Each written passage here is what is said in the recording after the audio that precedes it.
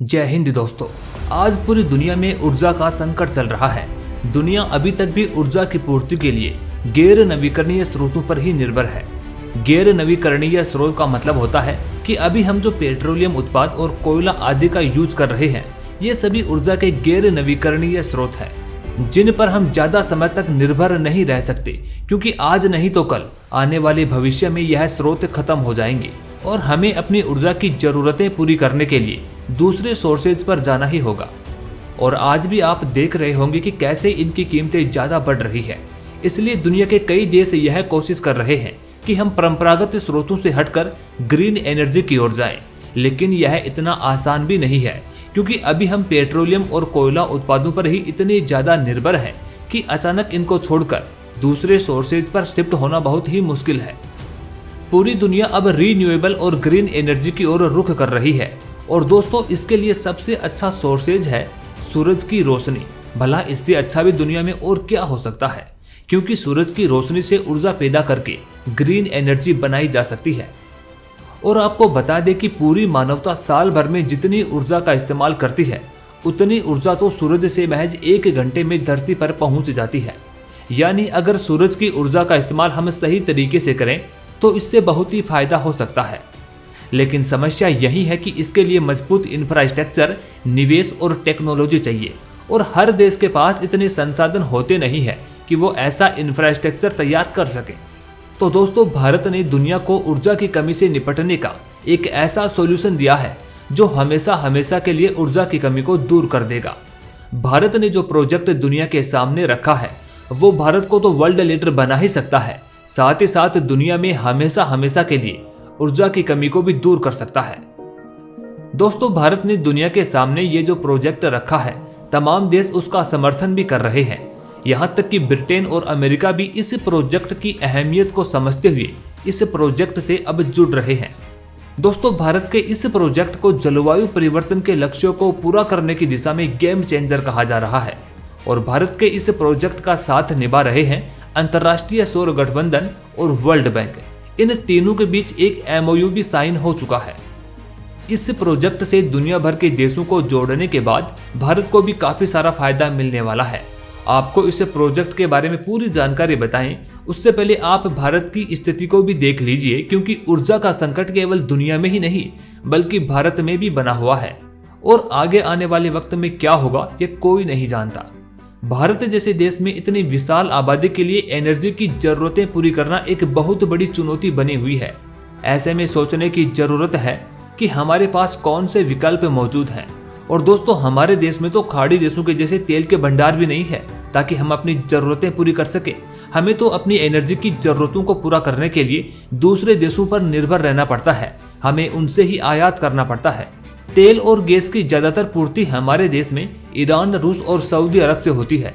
और फिलहाल में हमें 80 से 90% ऊर्जा इन्हीं देशों से पूरी करनी पड़ती है। और ये गल्फ कंट्रीज जब चाहती है तभी इनके रेट बढ़ा देती है, और भारत को मजबूरी में भारी भरकम पैसे खर्च करने ही पड़ते हैं। इस कारण भारत की संपदा खाड़ी देशों में जा रही है। आप बीते कुछ वर्षों के आंकड़ों को ही देख लीजिए। भारत ने कच्चे तेल को खरीदने पर फाइनेंशियल ईयर 2017-18 में 5,66,450 करोड़ रुपए, 2018-19 में 7,83,183 करोड़ रुपए, 2019-20 में 7,17,001 करोड़ रुपए, 2020-21 में 4,59,779 करोड़ रुपए और 2021-22 में 8,99,312 करोड़ रुपए खर्च किए हैं। तो दोस्तों, भारत ने ऊर्जा की इस समस्या को पहले से ही पहचान लिया है और भारत अब सौर ऊर्जा के क्षेत्र में प्रगति कर रहा है। लोगों का रुझान भी अब सौर ऊर्जा की ओर जा रहा है। और सबसे खास बात तो इसमें यह है कि खुद सरकार भी सौर ऊर्जा के प्रति लोगों को जागरूक करने का कार्य कर रही है।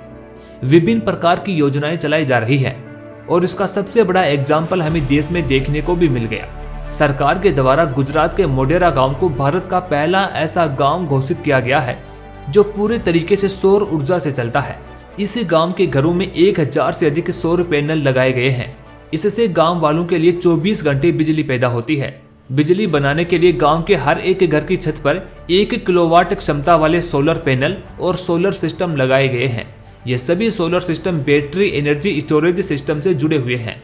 खास बात इसमें एक ये भी है कि इन्हें इसके लिए कोई पैसा खर्च नहीं करना पड़ रहा है, यानी जीरो कॉस्ट पर उन्हें सौर ऊर्जा उपलब्ध करवाई जा रही है। और एक लोगों के लिए प्लस पॉइंट ये भी है कि अगर किसी के घर में ऊर्जा काम नहीं आ रही है और अतिरिक्त ऊर्जा बच रही है तो वह उस ऊर्जा को सरकार को बेच भी सकता है और सरकार उसे खरीदने के बदले में पैसे भी देती है। भारत ने वर्ष 2030 तक 450 रीन्यूएबल ऊर्जा की प्राप्ति के लक्ष्य बनाए हैं और सरकार इसे चरणबद्ध तरीके से हासिल कर रही है। सरकार का लक्ष्य 2022 के एंड तक 100 गीगावाट ऊर्जा हासिल करना है और सरकार इस प्रयास में काफी आगे भी निकल चुकी है। आपको बता दें कि अब तक भारत में 70 गीगावाट सोलर एनर्जी स्थापित हो चुकी है। इसके अलावा लगभग 40 गीगावाट प्रोसीजर में चल रही है, यानी कि 2023 की शुरुआत तक भारत 110 गीगावाट पर पहुंच चुका होगा, यानी कि जो 100 गीगावाट का लक्ष्य रखा गया है वो आसानी से पूरा हो सकेगा। आप इन आंकड़ों को ही देख लीजिए कि भारत ने पिछले कुछ वर्षों में कितनी सौर ऊर्जा क्षमता विकसित की है। भारत ने 2021-22 में 73.48 मिलियन यूनिट, 2020-21 में 60.40 मिलियन यूनिट, 2019-20 में 50.31 मिलियन यूनिट और 2018-19 में 39.26 मिलियन यूनिट सौर ऊर्जा क्षमताएं जोड़ी हैं। दोस्तों, भारत लगातार ये कोशिश कर रहा है कि वह 175 गीगावाट नवीकरणीय ऊर्जा को जल्दी से जल्दी पूरा कर सके। 2015 में जहां देश में लगभग 0% सोलर एनर्जी ग्रिड में आ रही थी और आज ये 6% से आगे बढ़ चुकी है, यानी कि सोलर एनर्जी का योगदान धीरे धीरे बढ़ रहा है। तो दोस्तों, भारत अपनी इस प्रगति को अब पूरी दुनिया में बढ़ाना चाहता है और वो प्रोजेक्ट इसी क्षेत्र में आगे बढ़ने का कार्य करता है। इसके लिए 2018 में पीएम मोदी ने सौर ऊर्जा के बुनियादी ढांचे के लिए वन सन वन वर्ल्ड और वन ग्रिड की अवधारणा दुनिया के सामने रखी। इस अवधारणा के पीछे पीएम मोदी का मूल विचार ये था कि सूरज कभी भी अस्त नहीं होता, यानी दुनिया के किसी न किसी कोने तक हर समय उसकी रोशनी पहुंचती ही रहती है। दुनिया के कई देश ऐसे हैं जहां पर भरपूर मात्रा में सूर्य का प्रकाश पहुंचता है। उस जगह का इस्तेमाल बड़े पैमाने पर सोलर एनर्जी तैयार करने में हो सकता है, लेकिन टेक्नोलॉजी और इंफ्रास्ट्रक्चर की कमी से वो देश इसका पूरा फायदा नहीं उठा पाते हैं। इसलिए इन सभी देशों को जहां पर सबसे ज्यादा ऊर्जा आ रही है उनको एक साथ जोड़ने का प्रयास किया जा रहा है।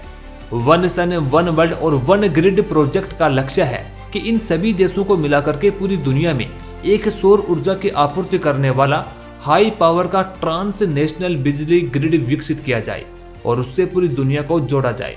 और जो सौर ऊर्जा यहाँ से इकट्ठी की जाएगी उस सौर ऊर्जा को अलग अलग लोड सेंटर्स तक पहुंचाया जाएगा। दोस्तों, इसमें आगे बढ़ते हुए भारत, ब्रिटेन और अंतर्राष्ट्रीय सौर गठबंधन ने विश्व बैंक के सहयोग से वर्ष 2021 में अंतर्राष्ट्रीय जलवायु सम्मेलन COP26 समिट के दौरान वन सन वन वर्ल्ड और वन ग्रिड का शुभारंभ किया। जो देश इस प्रोजेक्ट से जुड़ रहे हैं उन देशों को अब टेक्नोलॉजी, इंफ्रास्ट्रक्चर और कौशल मिल रहा है। इस कारण वो अब इसमें निवेश करने में रुचि दिखा रहे हैं। उम्मीद जताई जा रही है कि जब सभी देश इसमें मिलकर के काम करेंगे तो इसमें लगने वाली लागत में भी कमी आएगी, साथ ही सोलर एनर्जी की क्षमता बढ़ेगी और दुनिया को इसका फायदा मिलेगा।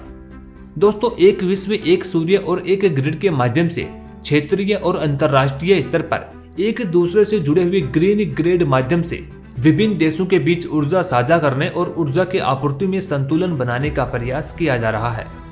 दोस्तों, इस योजना के 3 स्टेप हैं। पहले स्टेप में मध्य एशिया, दक्षिण एशिया और दक्षिण पूर्व एशिया के बीच ग्रीन एनर्जी सोर्सेज यानी कि सोलर एनर्जी ग्रिडों को आपस में जोड़ा जाएगा ताकि इन देशों में एक दूसरे से एनर्जी को ट्रांसफर किया जा सके, जिसमें Thailand, Laos, Cambodia, Vietnam, Myanmar आदि जैसे देश शामिल हैं। वहीं दूसरे स्टेप में एशिया में जुड़े हुए ग्रिडों को अफ्रीका से जोड़ा जाएगा, जिसमें अफ्रीकी और मिडिल ईस्ट के क्षेत्र कवर होंगे। भारत इसी स्पेक्ट्रम के मध्य में आता है।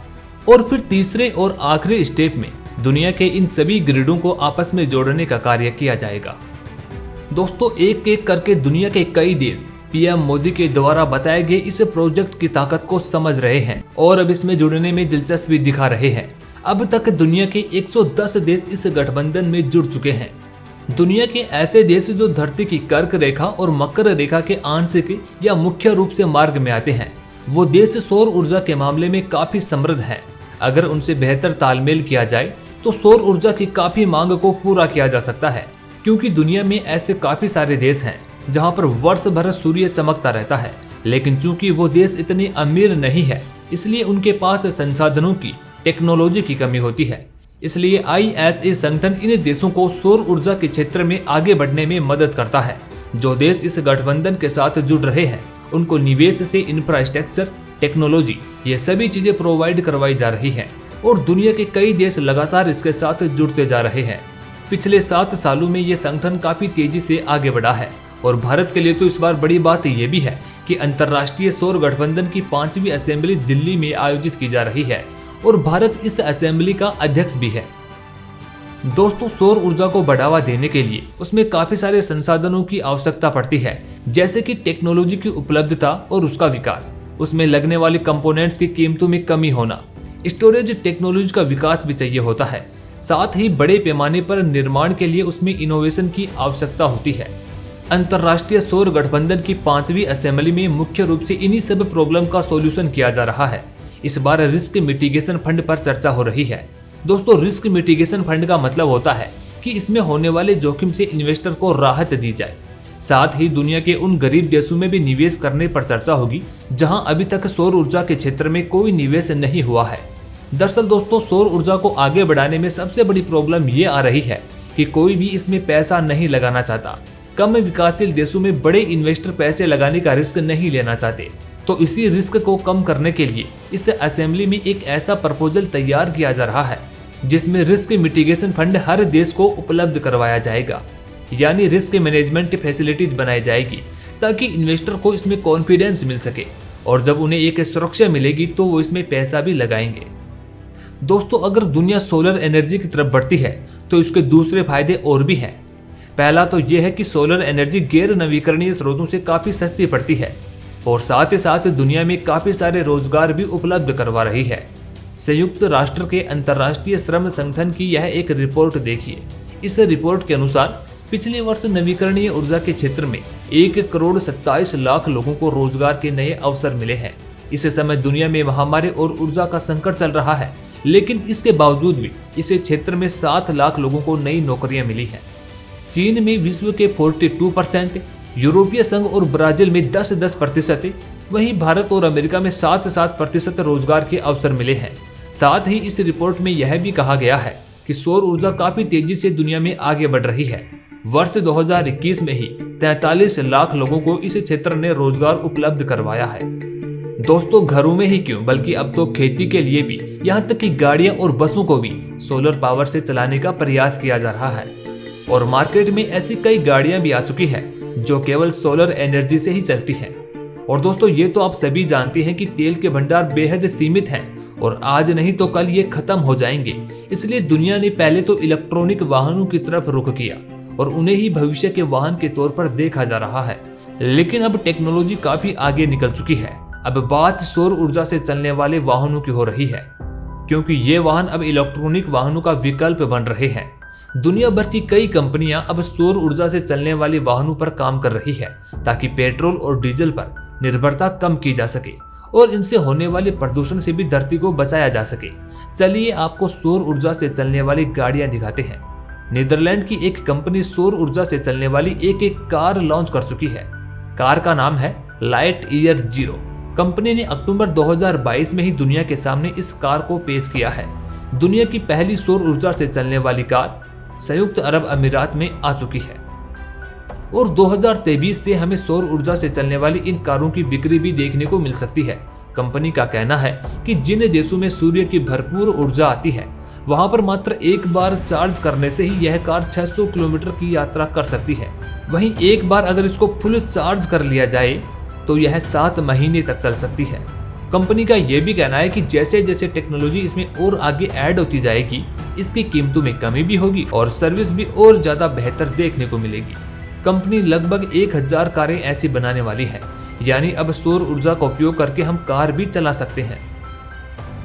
दोस्तों, ये तो आप जानते ही हैं कि जितना हम टेक्नोलॉजी में आगे बढ़ते जा रहे हैं, हमने पर्यावरण का उतना ही नुकसान किया है।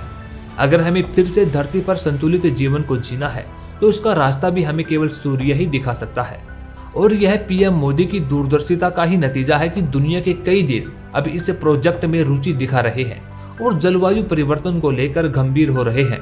वहीं ग्रीन एनर्जी को बढ़ावा देने की दिशा में काम कर रहे हैं। अगर दुनिया के सभी देश इस प्रोजेक्ट से जुड़ जाएंगे तो भारत की ताकत दुनिया में एक लीडर के तौर पर स्थापित हो जाएगी। दोस्तों, इस प्रोजेक्ट के बारे में आपके क्या विचार हैं, ये हमें कमेंट बॉक्स में जरूर बताएं। और ये जानकारी और भी ज्यादा लोगों तक पहुंचाने के लिए हमारी मदद कीजिए और ज्यादा से ज्यादा वीडियो को शेयर कीजिए। ऐसी और वीडियोस देखने के लिए चैनल को सब्सक्राइब जरूर करें।